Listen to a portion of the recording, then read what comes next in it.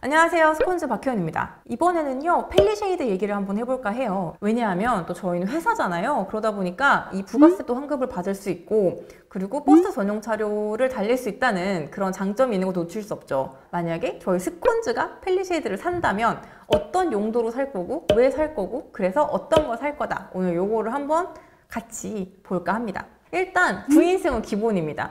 7인승은 고급스러운 의전차, 사실 뒤에 시트도 이렇게 양쪽에 팔걸이가 있고 마치 안마의자 이렇게 하나씩 이렇게 둔 것처럼 이 차를 샀을 때 의전차라는 생각이 좀 많이 들긴 하더라고요. 이게 뭔가 이렇게 각각 시트가 이렇게 팔걸이가 있으니까 이게 굉장히 뭔가 나를 위한 좋은 차를 탄 것 같은 느낌이 들고, 이번에도 물론 이제 같은 구조긴 하지만 조금 더 고급스럽게 나오고, 전체적으로 물론 7인승을 타게 되면은 현대의 가장 고급스러운 플래그십 승용차를 탄다, 약간 이런 느낌을 가질 수 있겠죠. 그런데 저희가 관심이 있는 부분은 고급차를 탄다는 건 아니거든요. 물론 뭐 저희 스타일이 약간 좀 이렇게 고급진 느낌은 좀 아니죠.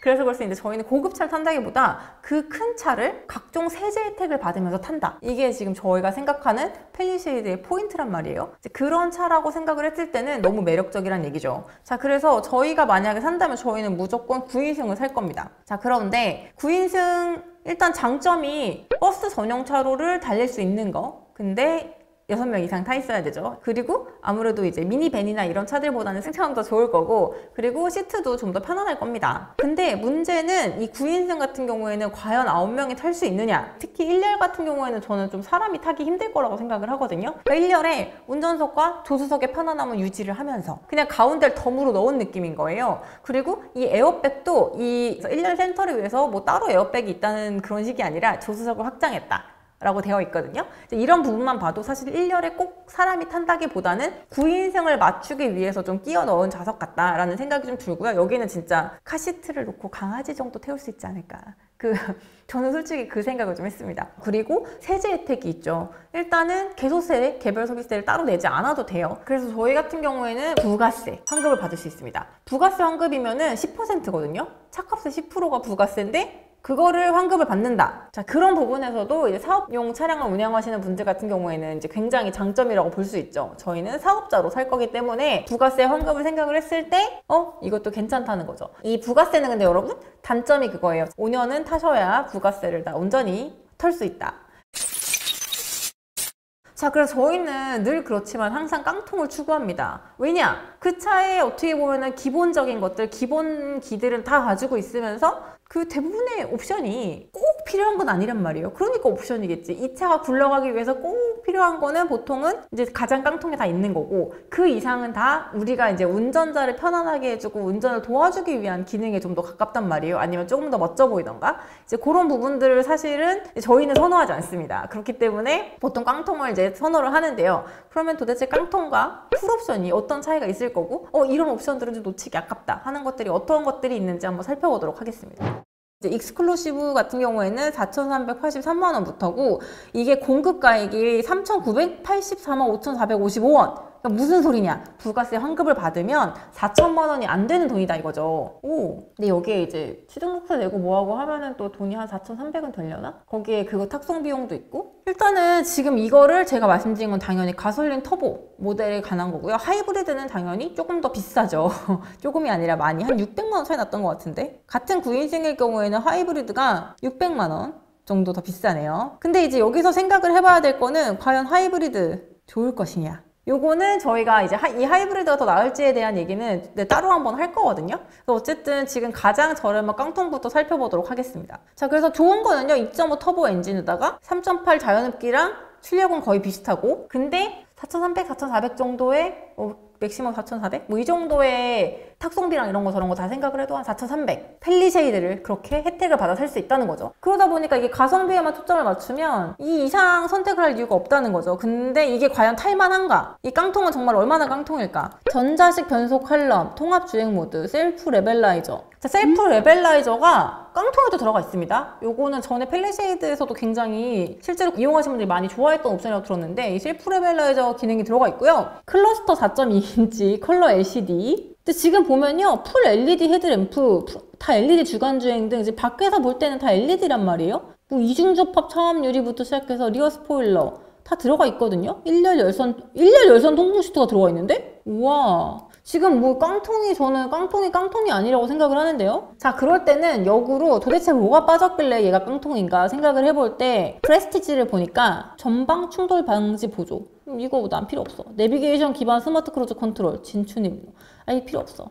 고속도로 주행 보조. 일단 스마트 크루즈 컨트롤만 있어도 가장 피곤한 뭐 장거리 구간 이런 건 충분하거든요. 이런 기능이 있으면 더 안전하긴 하겠지만 이것 때문에 돈을 더 추가한다. 일단은 뭐 생각을 해보고 후방 주차 충돌 방지. 히든 라이트 주간 주행 등이 없다는데 이 포지셔닝 램프랑 이 히든 라이팅 주간 주행 등이 그거더라고요. 이 앞에 헤드램프가 이렇게 탁탁탁 있고 여기에 쫙 하얗게 띠 같은 게 있거든요. 요게 있는 게 멋있긴 하지. 멋있는데 이거 없다고 뭐가 다른데요? 이거 없어도 돼. 이렇게 쭉쭉쭉 라이트 있어도 이렇게 이것도 충분히 멋있단 말이에요. 이렇게 앞에 딱 이렇게 플랫하게 전면에 이렇게 딱 있고 이 선 하나 없다고 크게 다르지 않다고 생각합니다. 그리고 실내에 봤을 때 약간 이렇게 크게 디스플레이가 있는 부분은 프레스티지를 가야 되는데 제 생각에 이게 아마 그래도 보기에는 이렇게 되어 있을걸요? 그리고 여기에 이렇게 되어 있겠지. 4.3인치 이렇게 조그만 LED 들어가고 여기 양쪽에 이제 갑자기 생각이 안 나. RTM이랑 저 표시하는 거 동그란 거 있잖아요. 계기판, 옛날 계기판. 그거겠지. 근데 뭐 그거 있다고 문제될 건 아니잖아요. 그리고 겉에서 볼 때는 이렇게 까맣게 판때기 있는 거 똑같이 뭘. 이게 언뜻 보기엔 비슷하다. 12.3인치 내비게이션은 깡통에도 들어가요. 그러면 전동식 틸트 텔레코스픽 스티어링 휠. 자, 전동식이 아니고 내가 볼 땐 수동식일 거야. 그러면 편히. 봐봐. 수동식 틸트 텔레코스픽 스티어링 휠. 수동식이지만 어쨌든 틸트 텔레코스픽 다 되죠. 거기에 패들 시프트 있죠. 전동식 파킹 브레이크. 버튼 시동 스마트키.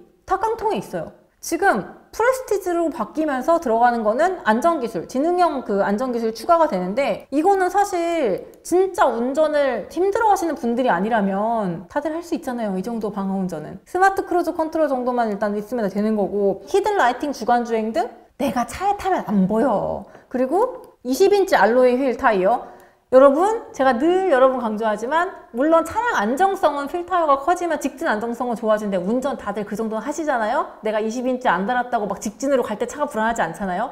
18인치만 해도 충분하고 승차감은 더 나아집니다. 자, 그런 면에서 20인치? 먼 말고는 의미가 없고요. 파노라믹 커브드 디스플레이, 계기판 이제 커지는 건데 계기판 말고는 옆에 내비게이션은 12.3인치 깡통에 들어간다는 거. 스마트 파워 테일게이트. 요거는 짐 들고 짐 싣고 할 때 조금 피곤할 수는 있겠다. 깡통이 없습니다. 요게 조금 아까울 수 있고. 천연 가죽 시트. 아이 됐어. 동승석 전동 시트.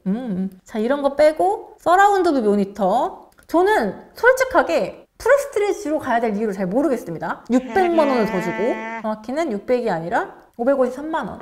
지금 보시면 공통 선택 품목이 어떤 거 선택하든지 간에 뭐 H트랙이랑 홈런 주행 모드, 경사로 도속 주행 장치 이런 것들 추가할 수 있는 거랑 듀얼 와이드 선루프, 그 다음에 빌트인 캠, 증강현실 내비게이션 이런 것들은 이제 다 어느 옵션을 선택하나 추가를 하실 수 있고요. 근데 저는 원래 선루프 자체를 별로 안 좋아하거든요. 차대 강점 생각을 할 때. 근데 이거는 이제 인생이 많다 보니까 많은 사람이 타고 선루프가 이렇게 크면은 얘는 좀 효과가 좋을 수도 있을 것 같기는 해요. 선루프 좋아하시는 분들은 뭐 하실 수 있는데 듀얼 와이드라 그런지 가격이 85만 원이나 하네요. 비싸긴 비싸다. 플래티넘이 보스 프리미엄 사운드. 결국은 보스 프리미엄 사운드를 넣으려면은 프레스티지 이상을 선택을 하셔야 된다. 근데 보스 프리미엄 사운드를 넣기 위해서 지능형 안전 기술과 외관도 좀 더 꾸며지고 휠 타이어도 커지고 이런 것들이 같이 간다 라는 생각을 하시면 될 것 같고요. 거기 캘리그라피는 진짜 말 그대로 그냥 더 고급스러워지는 것 같아요. 정리를 다시 하자면 익스클루시브에는 웬만한 게 다 있습니다. 그래도 운전하는데 불편하지 않고 각종 뭐 보조 기술들 다 들어가 있고 웬만한 거는. 근데 그 중에서 조금 더 이제 기본 이상은 하고 싶다. 여기에 또 편의 장비, 그러니까 현대가 가지고 있는 좀 이제 주행 보조 장비라던가 이런 첨단 기술들이 좀 다 들어갔으면 좋겠다.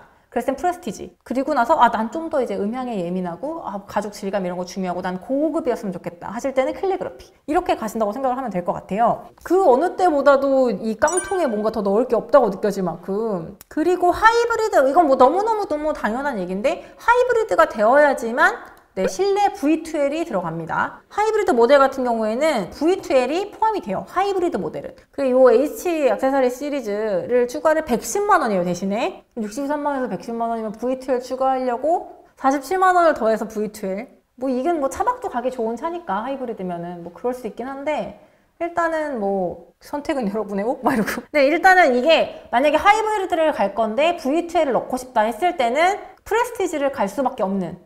요거 좀 아쉽네요. 그래서 깡통은 V2L도 넣을 수 없고 보스 사운드도 선택을 할 수 없다. 하지만 깡통이면 더 좋은 것까지는 아니지만 내가 그 큰 공간을 쓰고 9인승을 쓰고 그런 걸로는 충분하다라고 생각이 됩니다. 자, 그래서 쭉 살펴본 결과 저희는 각종 세제 혜택을 받아서 9인승 2.5 터보 깡통을 사는 게 어떨까? 이게 공감이 되셨을지 모르겠습니다만 이거를 저희가 라이브로 하면 더 재밌었을 것 같아요. 같이 의견을 이제 주고받으면서 하면 더 재밌었을 텐데 좀 그러지 못한 게 조금 아쉽네요. 저는 그렇게 생각을 해요. 여러분 의견도 많이 적어주셨으면 좋겠습니다. 그러면 오늘 스콘지가 펠리쉐이드를 산다면 무엇을 살까? 그리고 왜 살까?를 정리해본 영상을 이것으로 마치도록 하겠습니다. 감사합니다. 여러분 다양한 생각이 있을 수 있으니까 의견 많이 남겨주세요.